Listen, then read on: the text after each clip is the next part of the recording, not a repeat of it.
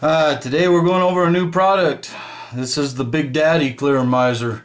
The little mama is 3.5 milliliters, and this one is 5.0 milliliters. It's a big Clearomizer. They're basically a tank system with the cartomizer in the middle, and it's got a hole in the bottom of the cartomizer to allow it to weep into the Clearomizer. It has a drip tip on the end, and I don't know why you'd want to drip into it, because the way it works is it fills up the cartomizer. You can see inside the cartomizer, that cartomizer actually has filler in it, and if you look real close you can see all the way through that center hole down into the bottom. You can see the light through it. That's the way it should always be when it's clean. You can see light all the way through that center hole. That's your wind hole. You don't want to drip fluid down in that. Alright, let me see here.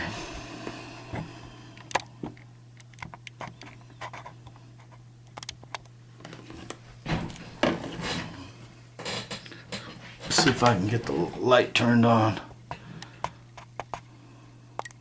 There we go. Alright, so let's take the cartomizer out and look at it. There you can see the center hole. The center hole, like I said, is your windpipe. There's two atomizers in this.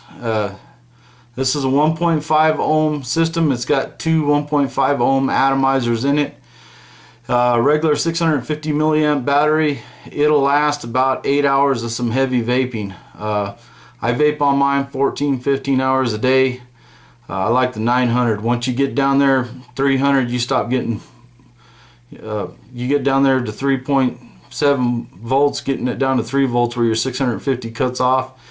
It doesn't produce as much vapor, but you stick it on a new battery and you'll really see it. This right here, you can see it. That is the hole that it weeps through. Normally what I do with mine is I'll stick a toothpick down the very side of it next to the hole to make sure it has a space in there for the fluid to weep into it. Once it gets full, it's not going to overflow. So that's what I do. You can check out places on the internet where they get them and they'll tap two holes in them. They'll get a little nail and tap a hole in the other side, or they'll tap that hole bigger. The 75 PG fluid we have, it flows good in it. If it's not flowing, it's just because there's something blocking that hole on the inside. Like I said, a toothpick down the side all the way down to the hole so you can see the toothpick through the hole. That'll satisfy that. It's got a base on it, and that's to stop your tube from sliding all the way down. So you'll definitely want to make sure that you don't pull it all the way up. That's one of the bad things about it. We're going to try to get some drip tips that are bigger on the bottom, so they can't actually be, the tank can't actually be lifted off of it, because if you grab onto this part and your battery gets stuck in a holder, it will pull up. You'll get a little bit of fluid leakage. You'll have to wipe it off. Alright, but it won't push down. That was a big thing. When these first came out, they didn't have that bottom piece to stop it, and fluid ran everywhere. As soon as it went down over the battery threads and the weep holes, fluid would run out everywhere. Alright, these totally come apart. Rubber gaskets inside the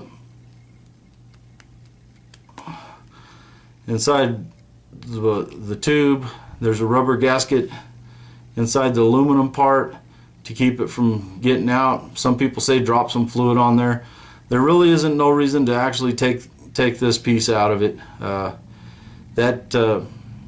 If you crack it, we're going to have replacement tubes. We're going to have replacement parts for it and everything else. But that's how it comes off. When I wash them out, I don't even take it off. I just pull it out, pull the cartomizer out, wash that out, and I swing all the water out of it. If there's a little bit left over in there, it doesn't bother me none.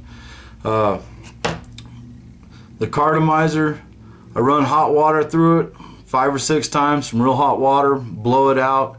That's just so I can get it clean. It cleans real well with hot water. Do it every 4 to 5 days. That keeps it going good. I've got the little Momma that I've had it for 4 weeks now, and I haven't had to change out the Clearomizer. So, and I've been consistently using it. If it gets to the point where you can't see light through the center hole, that's because there's gunk built up on them atomizers. You can take one of these gum dental picks and run it through all the way through one side a couple times. I put alcohol on mine, and then run it through the top hole, the top center hole, a couple times, and that will clean it out back to where you can see light all the way through it. You put 10 drips of fluid on the sides of this. I'll do it right now.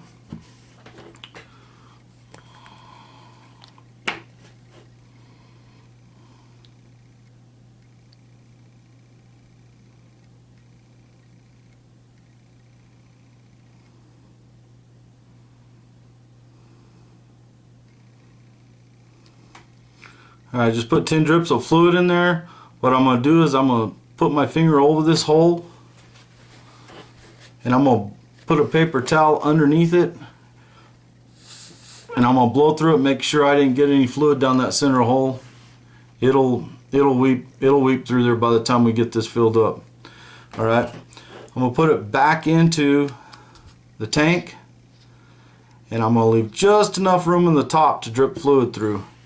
If you can see that, there's just enough room up there that I can drip the fluid through into the tank. Alright, I don't want it to go into the Clearomizer because I've already pre-filled that with 10 drops. That's to get it wet. Alright, so I'm going to take my fluid, and I'm pushing on this bottom piece to lift it up a little bit. As you can see if I can get a good angle on that. You can see in the center in there, the Clearomizer is lifted up so I can get fluid through the side. Alright, and then I'm going to take my bottle of my favorite fluid, and you can see it filling up, and I'm tilting it just enough to get it topped out. You can try getting it to the very top, but I mean it's hard to do. We've got some needle bottles coming in where you can stick the needle bottle down in there through the side, and then you want to line it back up and push it through. Wipe off any excess fluid that's in there.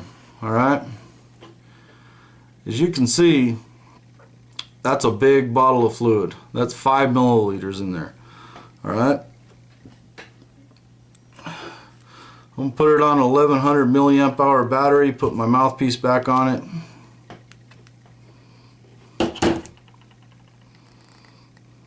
And you want to hold it and hold the bottom with your hand when you put your mouthpiece back on it. You don't want to push that tooth through and get fluid all over yourself. So my mouthpiece is back on it. It's good.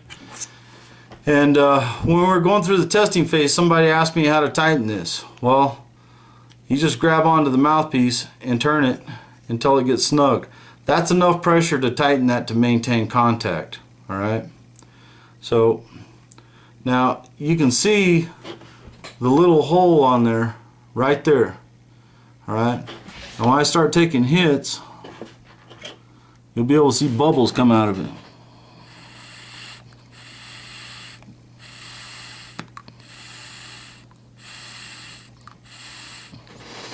I dry hit it about 4 or 5 times.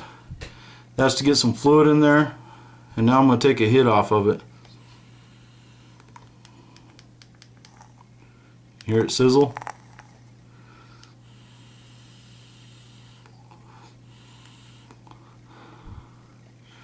You want to make sure that bubbles are flowing in there. If bubbles aren't flowing in there, when you're inhaling on it, it's probably clogged up.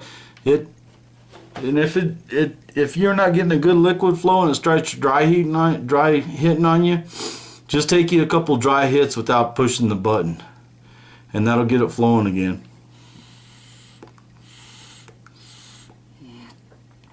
So that is the Big Daddy 5 milliliter Clearomizer. That's a huge Clearomizer. Let me see if I can back out on this, show you what the size of that is. Come on, focus. There it goes. It's a big system, but if you're driving for a long period of time where you don't want to refill it and mess with it, that is the best system for you to get. I prefer the 3.5. It's not as big, but this 5 milliliter does come in handy when I'm traveling. So that's it for the Big Daddy and Little Momma Clearomizer. Thanks.